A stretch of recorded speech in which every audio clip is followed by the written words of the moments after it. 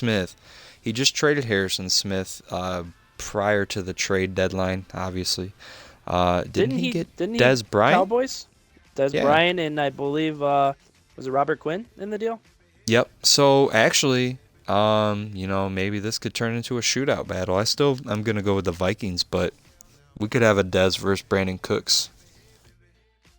Yeah, this is gonna be one of those interesting matchups where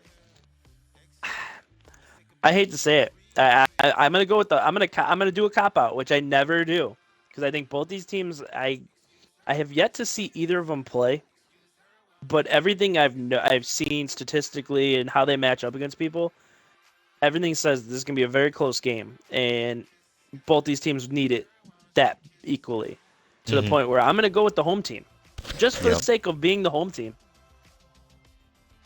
I think it. I'm right there with you. This Then is we have. easily top 3 game of the week.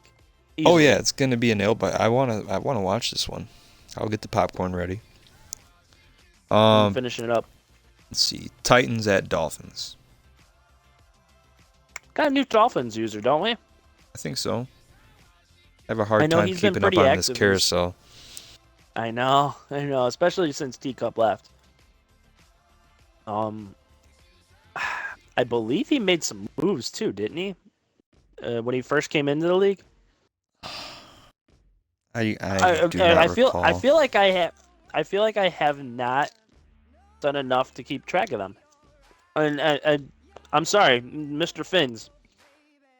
Well, he was kind of offense quiet at on all. the boards at first. I remember he has like the Magna, like some kind of dolphin with Dragon Ball Z or something like that as his picture. That's the most I know. Well, let's see. He's I'm got going Titans. Mr. Tannehill. You're gonna go Titans? Yeah, I think he's won against some quality opponents, and I don't think he's gonna lose in a game to a new user when he's like, I used to be the new user. Now I get someone else to beat up on. It's my turn. I think it's gonna be like that. The one thing I used to love about Teacup is his defense was always good. I think that Yep. defense is still in place for the most part. Mhm. Offensive line is in place. He left The that one team thing we intact. always well, yeah, but we never really did get on Teacup about his offense, and we used to Yeah. kind of let him kind of slide a And little with bit those weapons at wide receiver. at wide receiver and at running back. I mean, he's got the two-headed monster in Doug Martin and JHI. Mhm. So, and that rookie tight end, Bledsoe out of Auburn. Personally, I think if he knows how to run his offense, I think the Titans are in for a long day. I just Yeah, call me it could be. crazy, but the Titans have gotten their big wins for the year. You I'm think just that a Titans hater. those bottle rockets all the fireworks are gone. I think Miami actually could pull off a nice, good win here. So I'm gonna definitely go with Dolphins. And then that brings us to our game of the week, Steelers at Browns. We didn't pick We this already one talked yet, did about we? this. Oh yeah, we did Yeah, pick I that did. one. Yeah, we did. Yeah, sorry. But we usually save it for last, so I fucking forgot. We blew our load way too early on that one. Yeah. All right, so let's talk about this Coach of the Year, Mike Osborne for the Bengals, and then T.O.'s looking to make a run at that Coach of the Year as well. Peyton Manning is in the Tell race T.O. as well. to keep going for the damn Hall of Fame and not for the fucking Coach of the Year. God damn it. He wants all the awards. Yeah, and he ain't gonna get none of them, and he's gonna be pissed off at everybody. Well, how about these MVP talks? Fuck, keep fucking up words and shit. Oh man. Okay. So we got Rod He Hate Me. Here. Rod He Hate Me is in the talks still. He fell to fourth. He was in third when I started my notes. Melvin Gordon's taken that spot. But, I mean, 615 yards, 5.5 yards average per carry, 6 touchdowns, and only 1 fumble on the season. Rod He Hate Me's having a pretty good season, but I think he shouldn't be in the MVP talk necessarily. 200 of his yards came in one game, which you could make an argument that, well, that does make him an MVP. He had 200 yards in a game, and he helped his team win. But to me, that's a flash in the pan. when you have a third of your yards for the whole season when we're almost in week 10 in one game. I don't want to Yeah. talk about MVP when it comes to him. I'm sure the Colts have other valuable assets. Melvin Gordon, I got to look up his stats. Le'Veon Bell, I have some interesting numbers on Le'Veon Bell. You have anything to say about Le'Veon Bell? Well, Le'Veon Bell is just a consistent contributor every year. I mean, if there's one thing I've noticed though, is the last couple of seasons, a lot of people that built their teams off the run game have been trying to pass more. Like I feel like the Steelers have become more of a pass team. The Chargers the same way. I mean, they still get their big runs, but their averages aren't like they were. They're not like destroying people on the run game like they used to. So it's hard for See, me to that's really what's kind of. crazy about Le'Veon's average numbers right now. He's averaging 6.4 yards a carry. He is almost at 800 yards, so he's been getting about 100 yards a week. He has 8 touchdowns, 2 fumbles on the season. I think Le'Veon might be the outlier to that statement. I think he has definitely been getting the rock consistently. No, yeah, I'll give you that. It's when you look at MVP. I mean, it's kind of a starting point. We gotta look at the running backs. I think those are easily the safest play because when you look at the quarterback stats, I mean, have we had a quarterback emerge this year at all? I mean, it seems like everybody has more interceptions than touchdowns. And for those who don't, Andrew Luck, That's, let's yeah, see, Drew Andrew Brees, Luck. Saucy Reeds is actually even. I'll give him that. Nice. Uh, Rodgers is even on his touchdowns to picks, but everybody else except for the damn CPU Derek Carr. I mean, you look at these stats; it's mind-boggling how many interceptions are being thrown this year. And You know then what? I might attest Matt some of those Stafford. issues could be I'm sorry. to us. I could attest some of those issues possibly being to us starting with old sliders and then switching to the new True. I'll standard give you set. that. But it is alarming. But here's the thing: you look at the stats, and it's funny because you look at everybody so close to the touchdowns and interceptions, or the interceptions are just overwhelmingly just blowing the TDs Yeah. away. But then you look at Matt Stafford this year, and out of all the quarterbacks, he stands out Mm-hmm. like by far. I mean, he's got 11 more touchdowns than picks, Yep. and 22 everybody touchdowns. else, yeah, everybody else is. I mean, even for Brad Thomas in Kansas City, who's got 20 touchdowns, he's got 24 interceptions. I mean, it's insane. Some of the That's as many interceptions as that I people are think I throwing. threw the whole season last year. I think so too. So it does have a lot to do with the sliders. I will say that. But when you're looking at the AFC MVP race, man, it is just if you don't go running back, I don't know what you go. I You mean, I really don't. Matt's in 66% completion percentage, 2,347 yards before he hits the field in week 9. Barring a catastrophic injury or a, a bender, I don't see him falling off either. So really, does Le'Veon put the team on his back completely? Does Melvin Gordon make a push? He's averaging 6.3 yards per carry, 7 touchdowns, no fumbles on the season.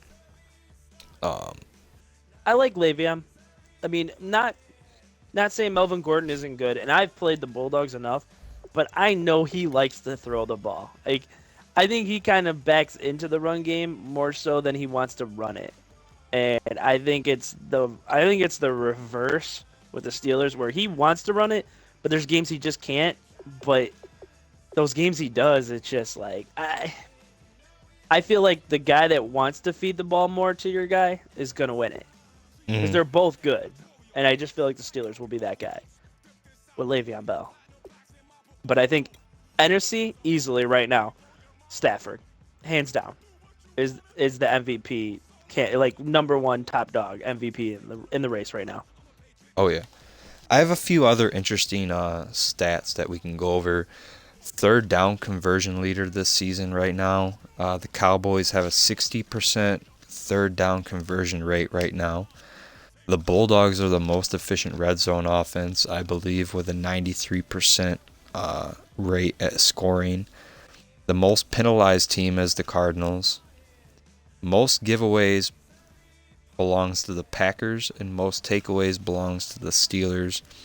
And another little side note, the Titans and the Seahawks are the teams that have attempted the most two-point conversions, but they also fall at the 50% conversion rate, and that is on the two lowest teams with at least 3 two-point conversions this season.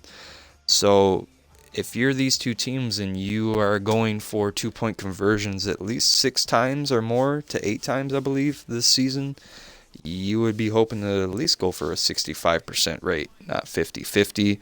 If you want the extra points and you're right there on the goal line, come on.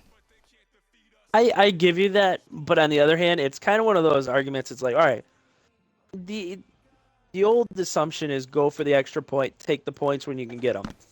But if you're getting the 2-point conversion at a 50% rate, doesn't it kind of compensate for the same points? I mean, at the end of the day, you're getting basically the same points that you would have for the extra point. I guess it depends on the timing of it. True. I'll give you that. Everything is timing. So. But I can see that point as well. But rookie races. I think that's a lot of people been.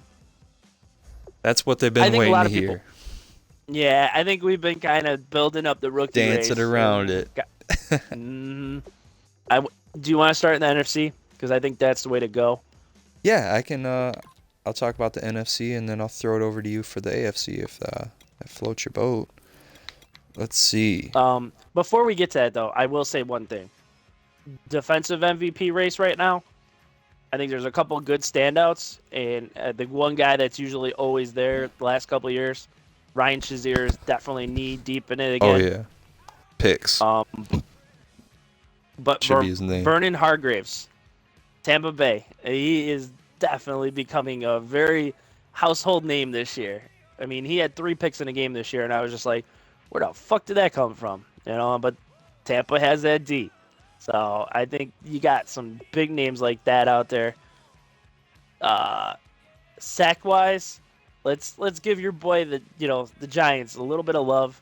Mm-hmm. Olivier Vernon, 9 sacks this year so far. Big ups, big fucking ups. And he's been doing that every season with Vernon. So that's leading the sack race. I mean, you got to give him some love. But I know a lot of people love those turnovers. When you look at defensive stats, you look at turnovers, and tackles. I mean, and you look at it right now, Shazier is just far and beyond better than everybody else. But there are some names out there that we got to send a little bit of love to. Right now, the offensive rookie of the year, Leonard Fournette. Sounds like a name change to me. Yeah, who is that? I don't know who the original player was, but this is the offensive rookie of the year leading candidate for the NFC. He's the running back for the Panthers, I would imagine. Well, he is for the Panthers, but I imagine he's running back with the name Fournette. Second place, Calvin Lawson. That is the tight end for the Giants, right? No. Is that the halfback? That's the running back. Okay. Yes, it is. From there, we have Sean Streeter for the Bears. Finally, Claw getting some love here. The Giants and the Bears have 2 players apiece in the top 5 for the offensive rookie of the year. Darrell Traylor is at 4 for the Giants, and Derek Swift at 5 for the Bears. And I know we don't say a lot about, second-year guys, but I don't know who the hell this guy is. I've never even heard of him. But he's been leading the league in receiving yards, I believe, and receptions for the Cowboys. Deshae Rushing, wide receiver. Oh, I don't know where the hell this guy came from, but I've been looking at the last couple